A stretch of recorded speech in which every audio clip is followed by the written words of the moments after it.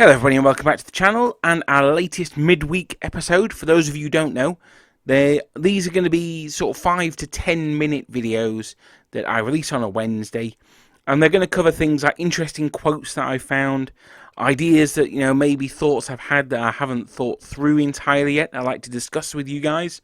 And originally I was going to do conversion ideas. I still might do, but hopefully I'm off work the first week of March, so I'm hoping that we can get some live streams going on and we can have some live converting going on, so that'd be quite nice. Stay tuned for that. I'll announce if it's happening a bit closer to the time. Now anyway, today I'm keeping it fairly simple, and I wanted to look at my top 3 killer units in Napoleonic Black Powder, and also explain what makes them killy. So even if these units aren't in your army, you can use those general principles and apply them to the things in the army that you collect. Now, a couple of years ago, I did a video about my favourite units, and I might have to revisit that, having looked at some more units and more in depth. I think there's going to be some late entries that are going to leap into my top 5, possibly even my top 3. But I'll leave that one for a future day with that teaser. So at this one, we're looking at the best units that bring the pain on the battlefield. Now, there are some things to look out for in general. High number of attack dice, any bonuses for formation or national characteristics, and reliability. So that covers anything like elite or a high save. So in third place on my list, and I think it's quite an unusual one to start off with, I think this might raise some eyebrows, is Austrian Line Infantry. Now this is due to a combination of factors. The first and most important is that they are large units. Now that means that they shoot with 4 dice, and they have a hand-to-hand value of 8. They also have a special rule which allows them to fire an extra shot the first time they fire at close range, called Flintenkartasch. That's almost certainly not how it's pronounced, but there you go. It basically is double shotting, so they put 2 musket balls down the barrel and fire them. If it's a large unit, that means that they're firing 5 dice at close range. That's horrific. They're almost certain to get a disorder rolling that number of dice. The fact that they're infantry and line infantry means that there's going to be absolutely tons of them on the battlefield, and they're probably where you need to be. So if your mission is to capture the crossroads, or clear out that village, or even to defend against an attacking enemy, it's probably the Austrian line infantry that you're going to have to deal with. So you can't even avoid them or isolate them that way. Their main weaknesses are that they are infantry, so they're slower than they might otherwise be, and they can be forced into square by cavalry. That's a bit of a hint for you there. They also, being Austrians, have very little skirmisher cover. But that said, as someone who's thrown their columns up against Austrian lines more times than I dare to think, I can assure you they are a tough nut to crack. So second in my top 3 killiest units, anyone that's followed the channel for any amount of time will not be surprised to see these crazy mofos in this list. They are, of course, the Polish Lancers, or, you could go for Dutch Lancers as well.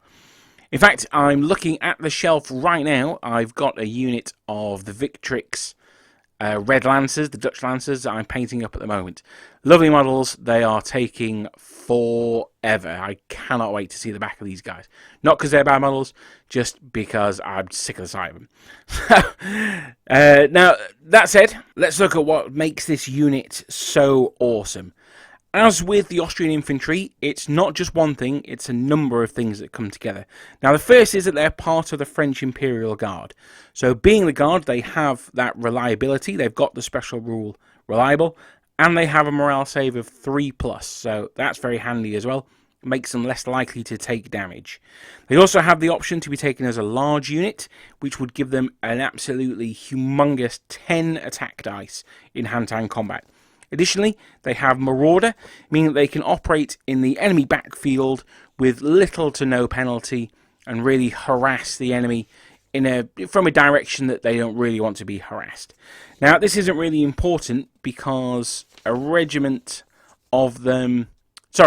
brigade is basically one regiment. So, you get 2 brigades, 1 of the Poles, 1 of the Dutch. So it doesn't really matter, but because they're Marauder and light cavalry, they can't be taken out by destroying the other units in their brigade and breaking the brigade, making them useless without actually having to engage them. So that's another additional sort of side benefit they have. But let's be honest, we're all here for one reason, and that is the Lancers. Now, the Lance special rule is massive. It means that they save hits against them on a 3+, while their opponents, presuming that they charged, are saving on a 5. That is way more than enough to swing a combat, especially if you use a large regiment. If you've got 10 attacks, you're hitting on 3, so you're looking to hit maybe 7, possibly 8 times. The opponent saved 2, maybe 3 of those. Coming the other way, you take 8 hits. You take 8 attacks, and you should be hit maybe 6 times, and you should ping 4 of those off. So it's absolutely massive. The other thing as well, of course, is that you can have 2 regiments of these bad boys, and I, for one, thoroughly recommend that you do. Especially now they're available from Victrix in plastic. Line Lancers are good. Guard Lancers are spectacular. Now, their weaknesses, all units have weaknesses, and theirs is that they can very easily get isolated. Remember I said they can operate in the backfield? That's not always the best idea. Even with that really good save of 3+, they can be disordered quite easily, and eventually concentrated musketry will wear them down until they're no longer useful. Now, that said, if you point them at the best enemy cavalry that they've got, just let them go and watch them blow straight through without even slowing down. Unless, of course, they are my number 1 pick for the deadliest unit in Napoleonic Black Powder. And it goes to another Guard Cavalry regiment, but this time it's the British Household Cavalry. These are the absolute pinnacle of death-dealing, problem-solving, face-stomping cavalry. Only available for in the 100 Days campaign, these posh boys have a combination of good stats and good national special rules. If you're more Peninsular War inclined, Dragoon Guards, such as my beloved Inniskillings, or the Scots Greys, also fit the bill, but slightly less than the Guard. Now again, there are 2 units available. You've got the Lifeguard and the Blues and Royals, and they have the usual Guard 3+ morale save, as well as reliable, and 8 dice in hand-to-hand combat. So far, so good. I mean, they're Karaziers, basically. So, what is it that makes them so good that they're the top of my list of killiest units in the game? Well, it's down to their special rule, Ferocious Charge. This allows them to reroll all their misses when they charge. That's not 1 like Tough Fighter, that's all their misses. This is absolutely huge. I cannot overstate how powerful that ability is. With that reroll, a unit of them, they roll 8 dice to attack. So they're going to be hitting on 3s if they charge.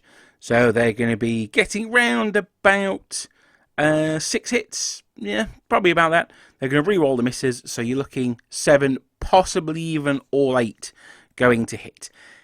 They save on 3s, so they're hitting 8 times. They're saving 2/3 of the enemy hits back. And on top of that, they also get Heavy Cavalry D3, which means they are incredibly unlikely to lose the combat. I mean, just ridiculously unlikely. They have their downsides. They've got to overrun into their front arc. That's the charging at everything special rule. But it still allows them quite a lot of flexibility. You've got to think it's that 90-degree cone. There's a lot of different ways they can go. Most of the time, you're going to want them to overrun into another unit anyway, so that's absolutely no downside there whatsoever. When they hit that second unit, they are, of course, charging, so they're going to hit again on 3s, and again, they're going to get that crucial reroll. Now, one thing that I should point out, this rule applies to all British cavalry, not just the Household, but the Household, they get the more dice, the D3, and the 3-up save, so I think that edges them ahead of their contemporaries. It does, however, mean that British light and medium cavalry can absolutely deal with heavier cavalry than their own class. Only one step, though. I wouldn't go crazy. I wouldn't put, say, KGL Hussars up against French Cuirassiers. You're probably heading for a bad outcome there.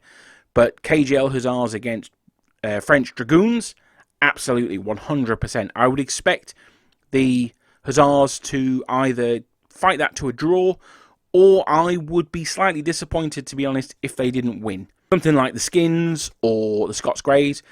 I absolutely, Dragoons are just an amuse-bouche for them. They should snack on those without any problems whatsoever. Kraziers, they should be able to compete with. I wouldn't expect too much from the regiment after they've been tussling with Kraziers. And that's it. I've already gone over time. I'm only allowed 10 minutes for these videos. Those are my top 3 deadliest units in Napoleonic Black Powder. Are there any that I've missed? Do you have your own picks? If you do, put them in the comments below and tell me why you think they're the deadliest. Remember, also down below, I've got an affiliate link with the Outpost now. I've popped that link down there in the description. It's a really good way to support the channel without it costing you any more money. And I've just used it to order a bunch of Victrix stuff, Republican Romans mostly, including the Roman generals. Really looking forward to getting that set. If you've not subscribed, please do so if you want more of this content. Thank you very much for listening. I hope you've enjoyed it, and I'll see you next time.